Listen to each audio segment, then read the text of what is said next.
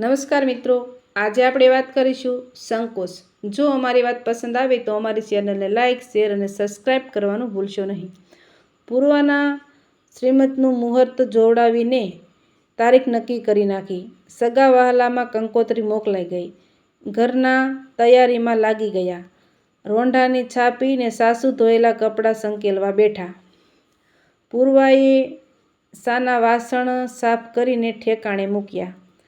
સાસુ પાસે જઈને બેઠી। જરાક સંકોચ સાથે બોલી, મમ્મી, શ્રીમત પછી હું ત્યાં ન જાઉં તો ના ચાલે? અમારા લગ્નને હજી વરસ પણ પૂરું થયું નથી। ત્યાં દાદા, પપ્પા, ભાઈ, પાડોશવાળા, મને શરમ લાગે।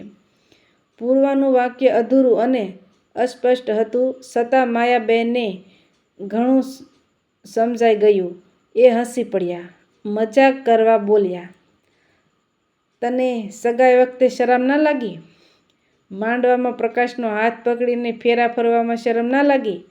સ્કૂટર પાછળ બેસીને ફરવા જવામાં શરમ ના લાગી? ને શેક હવે લાગવા માંડી? પૂર્વ નિસ્સુ જોઈને મલકી હતી। પછી સાસુ ગંભીર થઈને બોલ્યા, તારી વાત સાચી છે। મારા લગ્ન તો તારા કરતાંય નાની ઉંમરે થયા હતા, એટલે અનુભવ છે। પણ આ બધી દુનિયાદારીની રીતો છે। બાળક જન્મે, મોટું થાય અને એનાય બાળકો થાય, અને આવી રીત રિવાજમાં કેટલો હરખ અને આનંદ હોય। સાસુ સસરાને એનો વંશ આગળ ચાલતો દેખાય। વર્ષો પછી ઘરમાં નાનું બાળક આવે।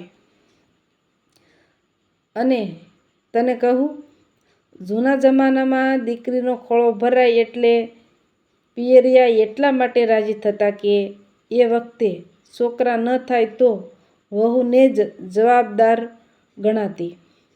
ભાંજણી કહીને કાઢી મૂકે, કાં એની ઉપર બીજી લાવે। ખોળો ભરાય એટલે દીકરીનો સંસાર સુખેથી ચાલશે એની ખાતરી થઈ જાય। એટલે આમ શ્રીમત સાસરી અને પિયર બેય માટે ખૂબ આનંદનો પ્રસંગ કહેવાય। આવા વખાણમાં આપણે થોડો સંકોચ, શરમ પણ રાખવા જોઈએ। આવા વખતમાં આપણે થોડા સંકોચ, શરમ પણ રાખવા જોઈએ। કપડાં ઓઢવા પહેરવામાં, સૂવા બેહવામાં ખરાબ ના દેખાય એની કાળજી રાખવી જોઈએ। પૂર્વા સાંભળતી હતી। સાસુ બોલતા રહ્યા। પ્રસંગમાં હરખ તો ક્યાંય, પણ હવે નવા નવા આચકલાવેડા નીકળ્યા છે એ સારું નથી। જેમ તેમ બોલવું, જેવા તેવા ગીત ગાવા, ખરાબ દેખાય એવા ફોટા પાડવા અને બધાને મોકલવા, જાણે નવી નવાઈનું કંઈક થવાનું હોય એમ મોટી ભૂંડી ભવાઈ કરવાની।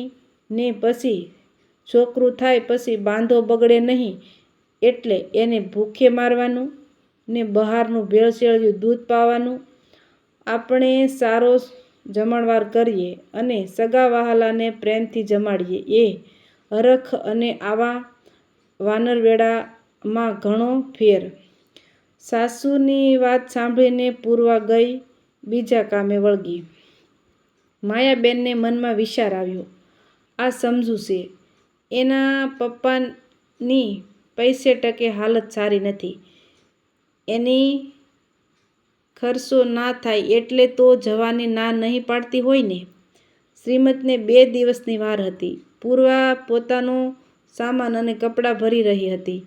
પ્રકાશે એને કહ્યું, આ લે, 20,000 છે, જરૂર પડે ત્યાં વાપરજે। મમ્મીએ મને કહ્યું છે કે 5-6 મહિના રોકાવાનું થશે, એટલે પૂર્વાને વાપરવા થોડા વધુ રૂપિયા આપજે।